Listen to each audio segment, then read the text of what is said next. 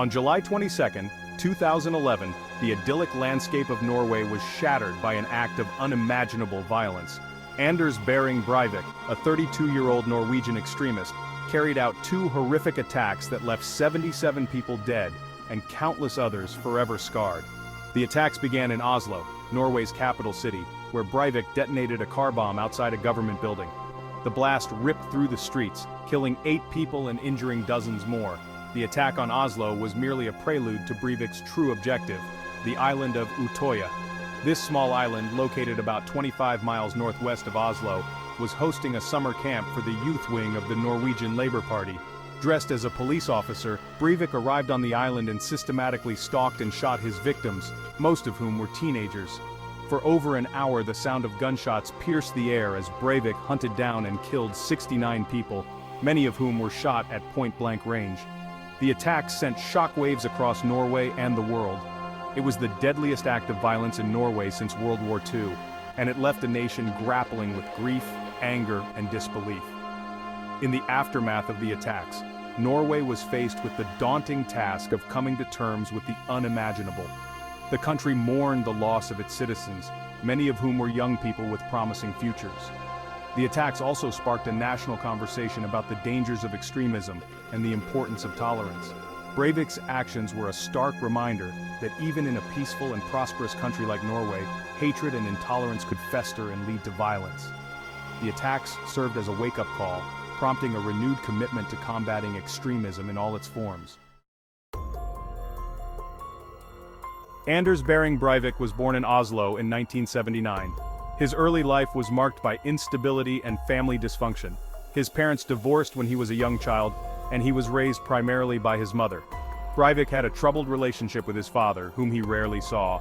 Some psychologists believe that Breivik's early childhood experiences, particularly the absence of his father and the instability of his family life, may have contributed to his later psychological problems.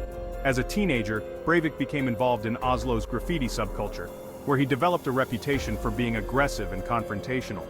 He was also drawn to far-right ideologies, which he encountered online and through his involvement in extremist groups. Breivik's interest in far-right politics grew stronger in his 20s. He became increasingly obsessed with what he perceived as the decline of Western civilization and the threat posed by Islam and multiculturalism. Breivik's worldview was shaped by a toxic mix of white supremacy, Islamophobia, and anti-feminism. He saw himself as a warrior fighting against the forces of cultural Marxism and Islamic invasion. Breivik's ideology was fueled by a sense of grievance and entitlement. He believed that white Europeans were being marginalized and oppressed in their own countries, and that Muslims and other immigrants were to blame. He also harbored a deep hatred of women whom he saw as traitors to their race. In the years leading up to the attacks, Breivik became increasingly isolated and withdrawn. He spent countless hours online immersing himself in extremist forums and websites. He developed an elaborate online persona, portraying himself as a successful businessman and a sophisticated intellectual. In reality, Breivik was unemployed and living off of his savings. He was also secretly planning his attacks, meticulously researching bomb-making techniques and stockpiling weapons. To understand the motivations behind the horrific acts perpetrated by Anders Behring Breivik, it is essential to delve into the psychological underpinnings of his personality. While it is crucial to avoid simplistic diagnoses, especially from afar, experts who have studied Breivik's case have identified several key traits that likely played a significant role in shaping his actions. One of the most prominent characteristics observed in Breivik is a profound sense of narcissism. This is evident in his grandiose self-perception, his unwavering belief in his own superiority, and his insatiable need for admiration and attention. Breivik saw himself not as a terrorist, but as a savior, a knight defending Western civilization from what he perceived as its enemies. This narcissistic delusion fueled his belief that he had the right, even the obligation, to take the lives of innocent people in pursuit of his twisted ideological goals. Further amplifying his dangerous mindset was Breivik's deep-seated ideological fixation. He clung to his extremist beliefs with an almost religious fervor, viewing the world through a distorted lens that painted him as a righteous crusader and his victims as justifiable casualties in a supposed battle for survival. This rigid adherence to his hateful ideology blinded him to any sense of empathy or remorse. allowing him to dehumanize his victims and carry out his atrocities without a shred of guilt. It is important to note that Breivik's narcissism and ideological fixation did not develop in a vacuum. They were cultivated and nurtured within the echo chambers of online extremist communities where his hateful views were validated and encouraged. These online spaces provided him with a sense of belonging and purpose, reinforcing his belief that he was part of a larger movement fighting for a just cause. Tragically, Breivik's case highlights the dangerous intersection of mental health vulnerabilities and online radicalization. His story serves as a stark reminder of the urgent need to address both individual psychological factors and the broader societal conditions that contribute to the rise of extremism. Section 4. A Twisted Manifesto Unpacking Breivik's Ideology.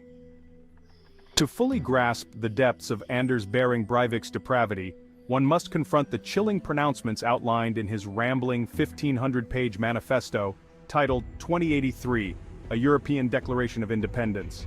This manifesto, released online just hours before his attacks, lays bare the twisted logic and hateful ideology that fueled his murderous rampage.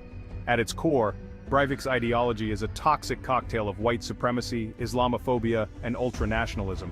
He envisioned a Europe purged of Muslims and what he termed cultural Marxists, whom he blamed for the supposed decline of Western civilization. His manifesto is replete with conspiracy theories, historical revisionism, and blatant Islamophobic rhetoric, all carefully curated to justify his belief that violence was the only solution to the perceived threat posed by multiculturalism and immigration. Breivik's writing betrays a profound sense of grievance and entitlement, fueled by a distorted worldview that paints white Europeans as victims of a grand conspiracy, orchestrated by shadowy elites and their supposed Muslim allies. He saw himself as a modern-day crusader, waging a holy war against the forces of Islam, and what he perceived as the moral decay of the West. It is crucial to recognize that Breivik's ideology, while extreme, did not arise in a vacuum. It found fertile ground in the growing currents of right-wing populism and anti-immigrant sentiment that have been on the rise in Europe and beyond.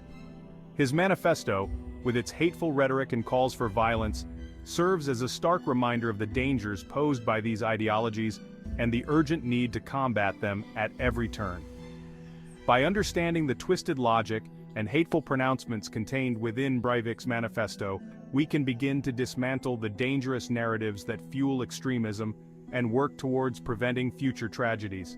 It is a difficult but necessary task, one that requires us to confront uncomfortable truths about ourselves and the societies we inhabit. Section 5. The Long Shadow of Trauma, Norway, confronts the unthinkable. In the immediate aftermath of the July 22 attacks, Norway found itself grappling with a profound sense of shock and disbelief. The idyllic image of a peaceful and tolerant nation was shattered, replaced by the grim reality of terrorism and its devastating consequences. The nation went into mourning, united in grief for the 77 innocent lives lost, many of whom were teenagers with their whole futures ahead of them. The small island of Utoya, once a symbol of youth and political engagement, became synonymous with tragedy and loss. The survivors, many of whom witnessed their friends and colleagues gunned down before their eyes, were left with deep psychological scars. The trauma of that day would continue to haunt them, manifesting in nightmares, flashbacks, and a pervasive sense of fear and anxiety. The impact of the attacks extended far beyond the immediate victims and their families. The entire nation was left reeling, struggling to comprehend how such an act of barbarity could occur in their midst. The attacks forced Norway to confront uncomfortable truths about itself. The myth of Norwegian exceptionalism, the belief that such horrors could only happen elsewhere, was shattered. The presence of right-wing extremism within their own borders, once dismissed by some as a fringe phenomenon, could no longer be ignored. In the face of unimaginable tragedy, the Norwegian people responded with resilience and compassion. They came together to support the victims, their families, and each other. There was an outpouring of grief, but also of defiance. Norwegians refused to let hate win. They chose to confront Breivik's ideology not with anger and retribution, but with a reaffirmation of their commitment to democracy, tolerance, and open dialogue.